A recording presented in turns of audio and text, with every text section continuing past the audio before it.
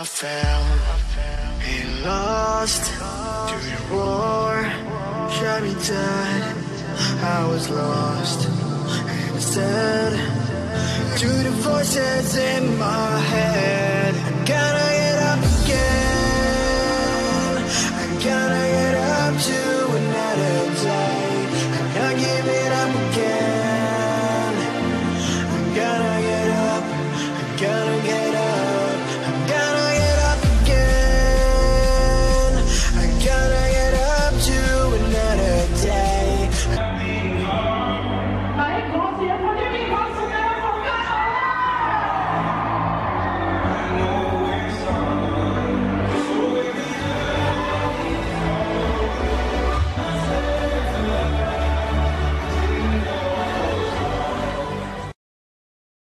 I am not against anything. I think this is a common misconception people have about me, thinking that I'm telling people to only pay for it, only pay for girls, in order to be efficient, in order to not waste time. Not the case at all. I have 3 very basic criteria. As long as you match those, I say go ahead buddy, whatever you want to do. As long as it's mutually beneficial, you're not hurting anyone, and there are no legal repercussions, go ahead and have fun. Paying for it, Thailand.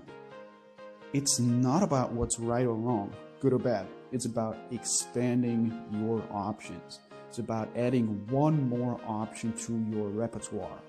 Now I'm presenting you with new options. Whether or not you use them is up to you.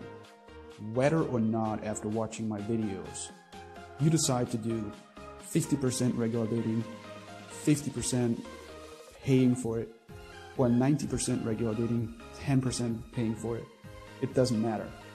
What matters is that you know that there's one more option available, which you can use at any time.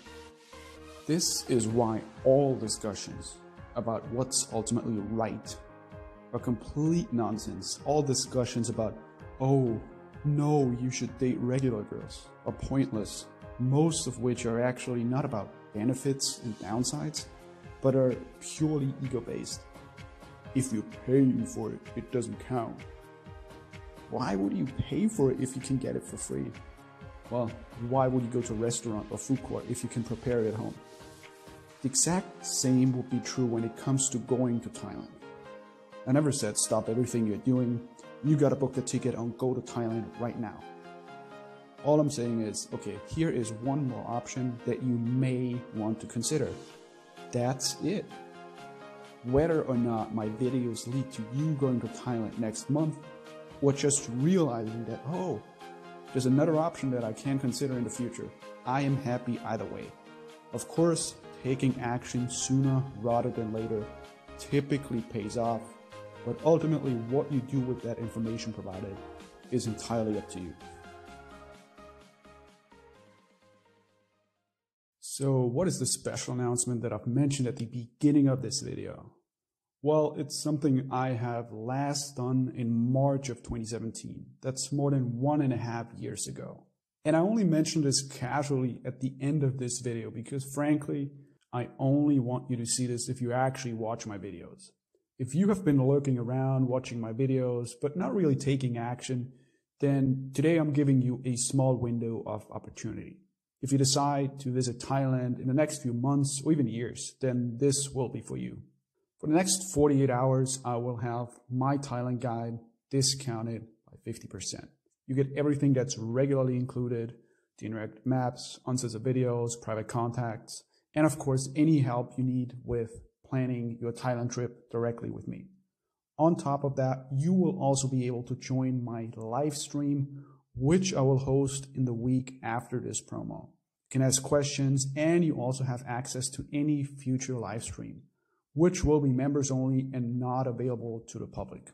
So that's pretty much it. Just a brief, very quick announcement. You can go here for more details also in the description and the comment section. Lastly, if you are a member already, you will of course have access to those live streams as well. Also, it would be cool if you could just post a brief comment about your experience with the Thailand guide so that anyone thinking about it can see what a member's experience is like. All right, thanks. So today we got some really interesting stuff to talk about. The first one was a question from a guy that basically said he wanted to go to Pattaya. He doesn't have anybody to go, but he has plans to rent a mansion and do parties there. And so he put up an ad on Craigslist, and a couple of guys responded already. What would be my recommendation? And my thoughts on this are, I would never do this. This is way too risky. You don't know the people. I would even have a problem going with a bunch of guys that I know, simply because I know myself, and sometimes I want to be by myself. You know, guys that you don't know, it's even riskier because you don't know what they're doing. Maybe they're taking drugs or doing some bullshit. When you're renting a mansion together, you're kind of locked in for that period of time. So I would personally not do it. There's no reason, in my opinion, because you can easily meet other people or guys if you want to party together just by going out. There's tons of guys that go to Thailand, even to Pattaya by themselves. Very easy to meet them if you go to the party venues, even to go-go bars. I even met guys at go-go bars. You know, it's just very easy, and they're in the same boat basically. Now, why would I not do this?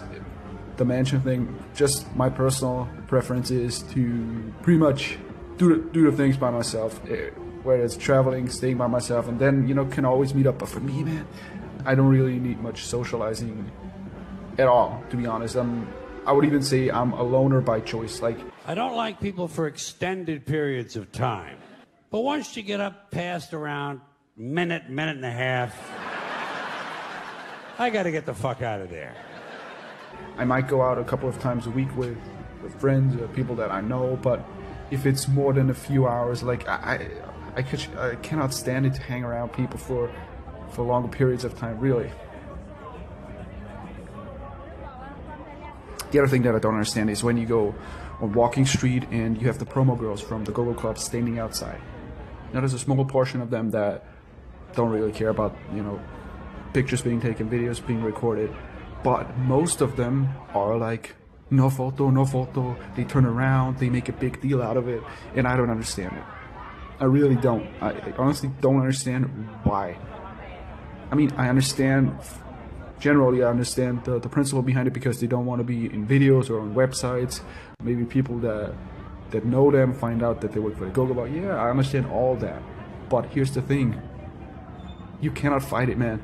There's hundreds of people taking videos and pictures every day. So maybe, you know, if you do the thing where you say, no picture, you're stopping maybe 2 out of 50 guys a day. So I don't understand, why are they not using it to their advantage, where, for example, instead of trying to block everybody from taking pictures, videos, they could hold a sign, maybe just something random, like Sakutik or something, I don't know, where it's like funny and people take pictures, and then there's a sign that they hold and the name of the go-go bar, and maybe it would share, you know, on social media. But why not go with the flow when resisting it is almost impossible? So that's what I don't understand. But I mean, this is Thailand. Maybe there's another reason. I don't know. What do you guys think? Is there something else that I'm missing here, or is it really that they don't understand that they're on Walking Street and everybody's taking pictures anyway? I don't know. So let me know your thoughts. The other thing that logically I don't understand is when you see girls, let's say Insomnia, or it could even be in Bangkok, could be at any club, freelance girl that go to clubs almost every day, and they're drinking every day, and I'm thinking to myself, is she that dumb really? Like, she makes money based off her looks, right? So the longer she looks good, the more money she's making. Obviously, if her looks deteriorates, the rate that she can charge for, I don't know, an hour overnight will go down. So why doesn't she understand this? That drinking will speed up aging, basically. It's not good for your skin. It's not good for your body, not good for your health. For a guy, it's different. But for a girl that almost exclusively makes her money based off looks, I don't get it. So this is something that surprises me as well.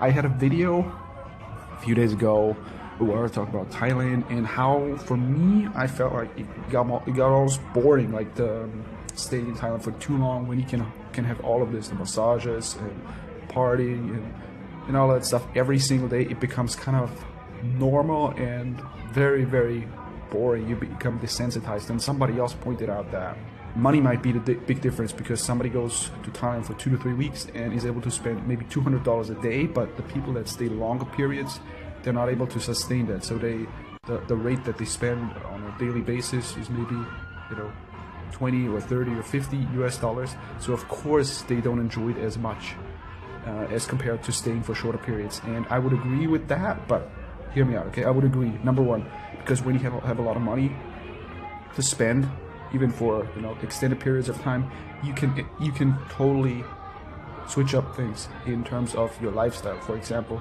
if you feel like, you know, it's getting boring to going out to partying, you could pretty much stay at home for 2 weeks if you wanted to, and you could even order, you know, escorts from websites and all of that stuff. Would be no problem. You could have food delivered to you, all of that stuff, right? So in that way, you could pretty much change your lifestyle similar to what it would be like if you just went to a different country. But on the other hand, I also would say that it wouldn't change that much, you know, because when you have like $50 a day and maybe you get 2 girls a week and you feel like it's getting boring, and you simply step up your game and now you're getting maybe 1 girl a day instead of 1 girl or 2 girls a week, yeah, of course that changes and makes it more exciting for a period, but you get used to that as well. So I would say, even if you have a ton of money, the same thing would apply, where you become bored. It's just on another level. That's pretty much it, but you become used to it. I think it's called the law of familiarity or something like this.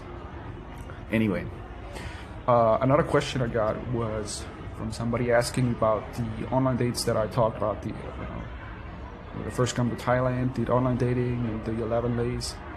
And he says basically just wanted to know how he banged all of them on the first date. It takes him at least 2 to 3 or more, and some of them never bang. How do you do it in one date? How long does it typically last?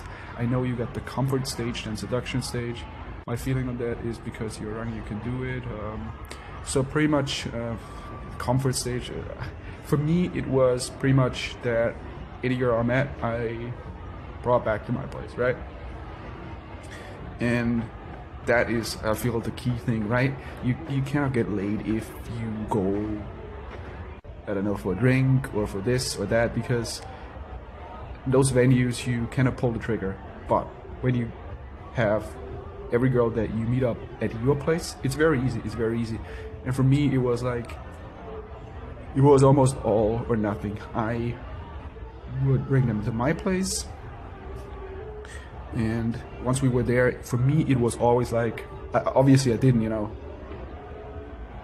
I had some awareness of where I was at. Like, I took it slow. Maybe I didn't just arrive at my room and instantly I start touching her and this and that. I, you know, had some awareness, and when she was laughing, then slowly touching and move on from there, basically. But I would say meet up, okay, and would usually be maybe at a MRT or BTS station or Terminal 21, then go to my place. And from my place, I would say all the girls maybe within 45 minutes, I would say. Usually it would take place. Sometimes it would be quicker, sometimes it would be slower. But yeah, usually that's what it looked like. And the mentality I had was always, I wanna get the girl to make a decision, basically, okay? So I didn't play it slow where I would talk for hours. I would quickly, you know, move on to, you know, slightly touching her or doing something physical, so I could, so I would force her in a way. That sounds really bad, force her, but I would force her in a way to make a decision. Either say, okay, I have to leave, in which the girl would leave actually and say, okay, that's fine with me, I'm not wasting time, or she would be okay with it, and then it would go very quickly. So that's what I did. Basically the thing where I thought, okay, I'm gonna force her in a way to make a decision whether it's okay to touch her, and then I will quickly move on, and all that stuff takes place very quickly. Or she would not be okay with it and would leave, and then I could simply, you know, do something else or meet up with another girl and try it again. So that was the thing. Yeah, basically where it paid off to take risks in a way.